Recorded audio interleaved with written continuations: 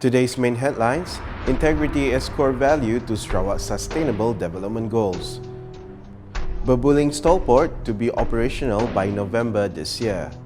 Sungai Paku Bridge project back on track to be ready by November 2025.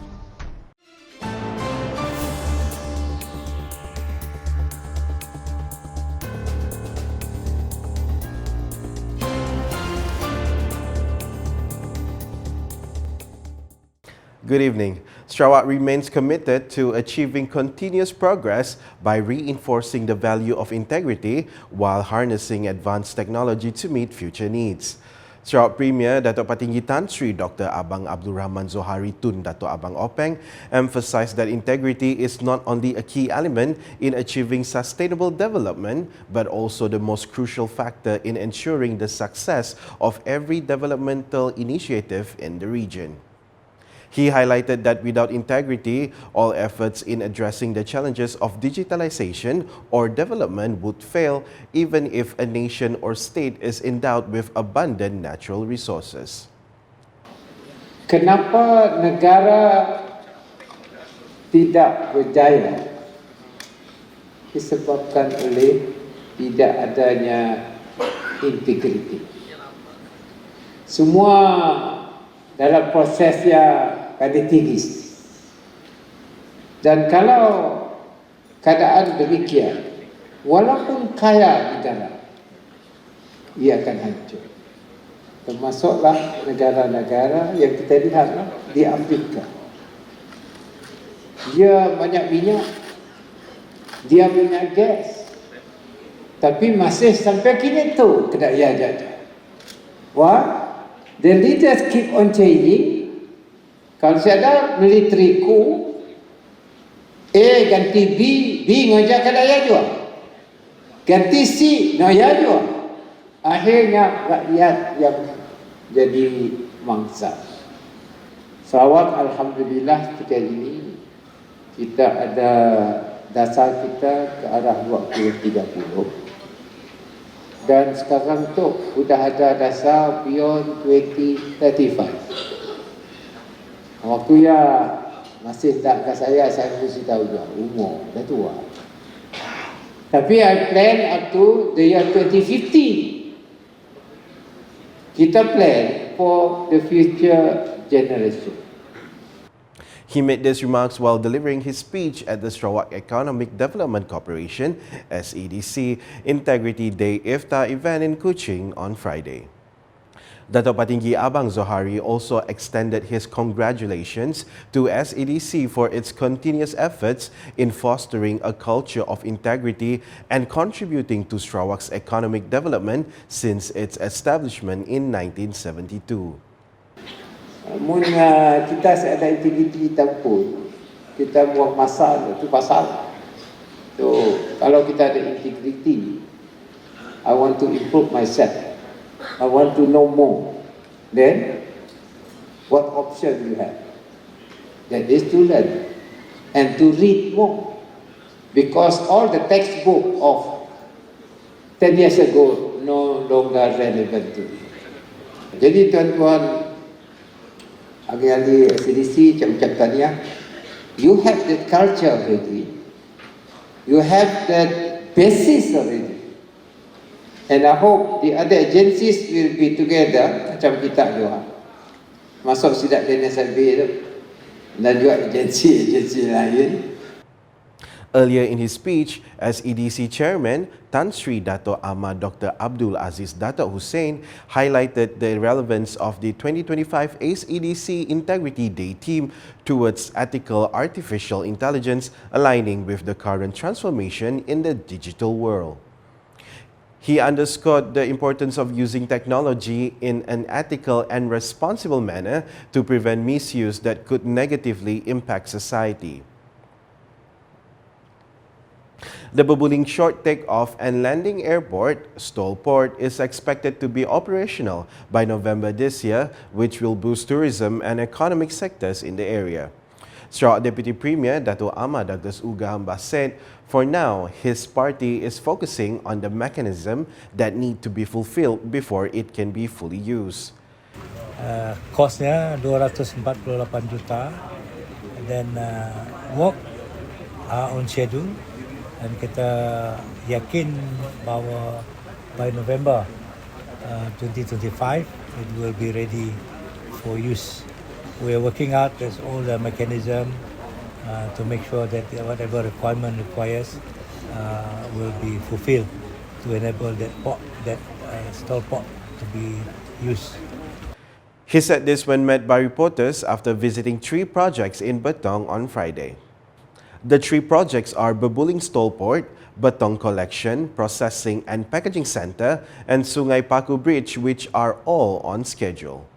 Explaining further, the Sarawak Minister of Infrastructure and Port Development said that the 2 main objectives of the construction of the STOLPort are to facilitate the entry of tourists and to become a center for exporting products from nearby areas outside Sarawak. He said that the STOLPort has 2 main objectives. Firstly, to carry passengers where several tourism products are currently being developed, including in Bukit Sadok and Batang Ai. From here to Batang Ai takes about 1 hour. Yeah. So we can land here and go to Batang Ai to enjoy the scenery of Batang Ai. Of course, kita harap penumpang datang ke sini juga lah. Then of course the second one is for us to transport the product from this. That is the main objective Premier luluskan projek ini dulu. Dia menggunakan bahawa produk-produk dari kawasan itu dapat terus pergi ke mana-mana and even go straight to Singapore so that we can link with the market. That's why we have our agro park, 1,000 acres that is ready, and we have chosen the developer to start soon. So these things have been developed and synchronized, coordinated. So far, the project has reported it reached 73.77% completion, where its operation will later involve Sarawak's own airline, Air Borneo. The Sungai Paku Bridge project, which was previously categorized as a sick project, is now expected to be open to the public by November this year. Dato' Ahmad Douglas UKAS stressed that the issue of the project delay was not due to the Sarawak government not fulfilling its promises, but rather the failure of the contractor appointed at the time. The Sungai Paku Bridge cost 36 million. Dulu dia sakit, sekarang dah sihat. We have a rescue contractor, I think the rescue contractor. So far the progress is okay. Kita sasarkan by ujung tahun ini ya. November this year, 2025, this bridge should be ready to be used by the public. So far, the project involving a distance of approximately 100 meters has been 65.88% completed, which will further boost economic growth in the area. Jadi inilah beberapa projek di kawasan ini yang akan membantu rakyat, meningkatkan pendapatan kehidupan rakyat di sini, part of the overall state transformation program di bawah PCDS 2030. The 15.8 billion ringgit allocation in Sarawak's 2025 budget is a clear manifestation of the Sarawak government's determination to safeguard the welfare of the people. Sarawak Deputy Premier Dato' Ahmad Awang Tengah Ali Hassan stated that the state government remains committed to ensuring the well-being of the population through holistic policies and development across various sectors. He highlighted that this year's Sarawak budget is the largest in the state's history, allowing for meticulous planning that will benefit all citizens, including those in rural areas. Enggak ada negeri lain ada budget macam mana. Sebab apa? Sebab kita bersatu. Politik kita stabil. Dan kita mengambil kira pandangan-pandangan daripada seluruh unsur. He said this during the UKAS Community Engagement Program for Ramadan 2025 in Sundar, Lawas on Friday.